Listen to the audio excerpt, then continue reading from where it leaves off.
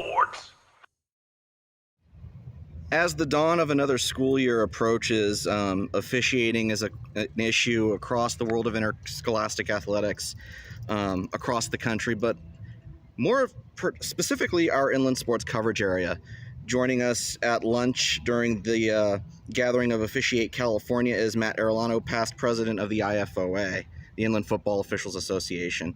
Matt, summer for you guys is about, putting training materials together, but also about trying to get the numbers up. I know you guys have been struggling. Everyone's been struggling. How has that effort been going this year? It's been better than years past, I will let you know. We had a concentrated effort last season that we just started, honestly, to try and get better outreach through a variety of means. Social media is always one of the things, but that's not super successful, but it does give us a little bit. We've been trying to reach out to local schools as well. That's been kind of where we've sought out most of our new officials this year. We're trying to make active. We're trying to be more active talking to athletic directors and coaches specifically to try and just for those graduating seniors, for those kids who won't be playing next year, try and get them have them realize that they can still play a part in athletics. And this is probably the best way to go about doing it. And that actually is where we've drawn most of our people from. So we're better than we have been in the past, but it's still a struggle. So taking a look at the master schedule this year, 142 games on Thursdays and Saturdays. A little concerning for you guys? Well, for a variety of reasons, yes. I mean, let's be frank. This is strictly a numbers thing. Everyone wants to play on Friday nights, obviously, right? We want to officiate on Friday nights. It is very much a strain for us who have to work multiple nights a week. You have some officials that are working Thursday afternoon, Thursday night, Friday afternoon, Friday night, and then Saturday night. Like, that's just, at some point in time, there's burnout that's going to happen. So, and that happened, we got a lot of comments about that last year. So it's not something we're looking forward to. But unfortunately, like at the point right now, like everyone wants to play. There's only getting more schools, and there's only a certain number of officials that are now there. We're better than we were last year again, but we're still down. So it's strictly a numbers thing that's forcing us to have people play on different nights, unfortunately.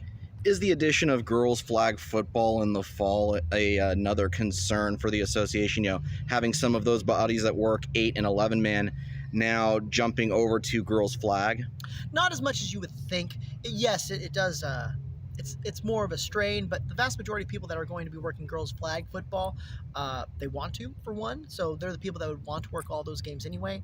There's not actually, in our area specifically, there aren't that many schools that are adopting girls flag football right this season. Like the Southwestern League hasn't informed us that they're going to do it. San Bernardino isn't going to do it. So we're only talking about a smaller amount of one. So that's not as much of a strain as you would imagine. And we've also been told that a lot of those games are going to be taking place, they could take place on the same nights as tackle football. They're going to be on Mondays and Tuesdays as well, so different evenings. It's still like you're still asking officials to work multiple nights a week, so that could be tough, but most people are on board with that. San Diego lost 35 officials, I believe it was, over the offseason. Is there concern in the inland group that a loss of that many officials and crews could really hamper things? It's always a concern. One thing they noted today, especially is just, if you look at the room there, I'm one of the youngest people there, right? And we're an aging group. We are not replenishing with people who are younger. So that's always a concern when older people either decide to not work with us or move or for whatever reason not participate anymore. It's always a concern for us, which is why we made it even more of a concerted effort to try and help our own individual recruiting pitch, and specifically going after younger people to try and bring them in the mold and try and hopefully keep them for a long time. Do you feel like the recent, the pay increase that's going to start this year, along with some of the legal protections and legislation that CIF State has worked into the bylaws will help with some of those efforts to deal with, bad sportsmanship, bad parents, bad fans, and want to keep some of these officials officiating? Well, actually, the fee increase started last year. The only reason I know is on the committee that helped to propose some of that for the football officials. But yes, obviously that's going to help. Making more money is great, obviously. A couple years ago we were making about $80 a game. It's a little bit more than that. But and now that we're finally kind of getting more appropriately compensated, and we will continue to be so, that's obviously a draw. Money always helps. But yes, knowing that we have the backing of CIF, that they will support us if something really truly bad does happen, that is another very big draw. Now it's not going to for those bad actors that are going to be out there, there's still going to be bad actors. So that's still something we're going to face. But at least knowing that there will be some teeth coming should something really bad happen, that is, all of it helps. And yes, we're very happy that it's there now. For the young, a lot of the younger crowd, like for me, when I got out, my issue was a full-time job. What would you say to those bosses that are holding, employees under their supervision back from officiating and getting involved? You have kids? I'm sure you have kids, right? If you don't have kids, then maybe you might not understand. But vast majority, if you have kids, they need good officials. And if they're good enough to work for you, imagine how good they could be helping out your kids. And that's what I would say to an individual. I literally would have like. But in the more broad sense, if they're a good employee and they want to do this and they're going to be good at that as well, they're not only helping your family, they're helping out the local community. The vast majority of them, there's some sort of athletic involved, which is helping their own mental health. To be stuck in a job for an entire, I'm a teacher. I love every second of it. But to be able to go and transition and do something different it's refreshing. When I was in a desk job prior to becoming a teacher, it was me being able to get out of my desk and go do something and be active only helped me. These are things that can only help any individual boss. I would be elated if I was in that position. I would be elated if as long as they're obviously getting their work done. Let's be honest. That should take precedence. If you're doing your job and you want to do something off on the side and you can make the time for it and it's not going to be a detriment, I can only see it as being some sort of an advantage. Talk about your journey in officiating specifically. You handle two sports, football and basketball, and you've worked your way up the ranks in both. Talk about just the aspect of that, being able to work at the higher levels and how quickly somebody can get there if they put the time in. I don't know if I'm the best example for that. So, all right. So I started, I was an athlete in high school, but I'm 5'8". I was never going to be a professional athlete, right? But I'm still athletic. I still like to do things.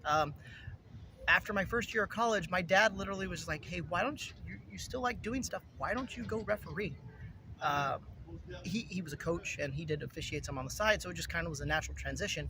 And as soon as it was basketball is where I started. As soon as I stepped on the court, it was just like, this is wonderful. It's fantastic. At the time, I made $45 to do a freshman basketball game. Well, my roommate was working 8 hours at McDonald's, and I made more than him in an hour and a half, right? And it's the greatest bug in the world. And then what happens is if you really, it's something I was passionate about, I still am very passionate about. I want to be great at anything I do. I don't want to be mediocre at anything. So if you're anyone who's willing to put the time and effort in, you can be incredibly successful. Now I just turned 41. I've literally been doing this since I was 19. There's over 20 years. I've put in a lot of time, where a lot of people are getting started at my age. So that's kind of the thing. I've put in a lot of time to get to where I feel I've been pretty successful, and I'm really happy with where I've gotten.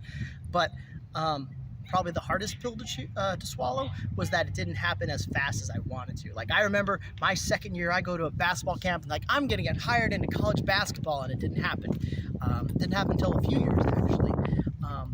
So there is it not happening immediately, which there are more opportunities now. That's the one thing. It's like, so you don't have to wait as long as I will. But the opportunities are there for anyone who really wants to dive in and actually take this thing seriously.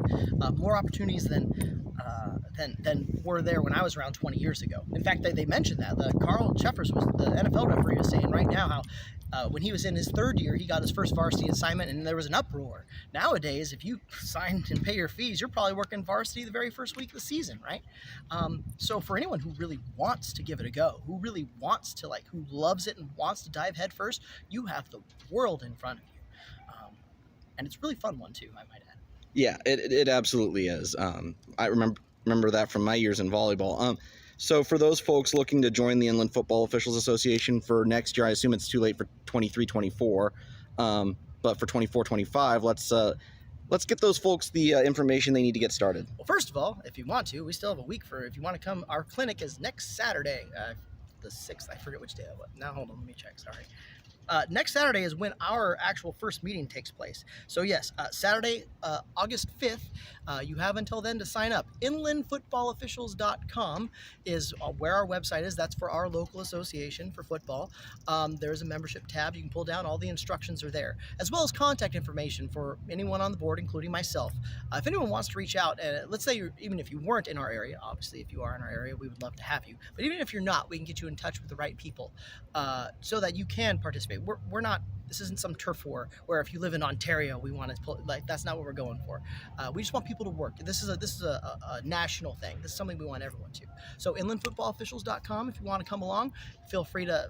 You're welcome to pay your fees up until the date of the clinic. You can get in contact with any of us. I've talked to several people today. I can get you information personally. And also, if you're interested in any other sport, I do football, but I also am involved with basketball, and I know all the other assigners in any other sport. I can get you in contact with anybody. So if anyone wants, if you're even remotely interested, please don't hesitate to reach out. I'll be happy to assist anyway. All right, Matt, thank you for your time. We appreciate everything that the officials groups do for us, allowing the student athletes to play and get out there on the fields of competition and the courts and so on and so forth. We look forward to a great 23-24 season on the gridiron and on the hardwood when we reach November. Awesome. Me too. Thanks for clicking on this Inland Sports video. If you're a local business or an organization and you'd like to promote here on the Inland Sports Show, just send us an email, inlandsportshow@gmail.com.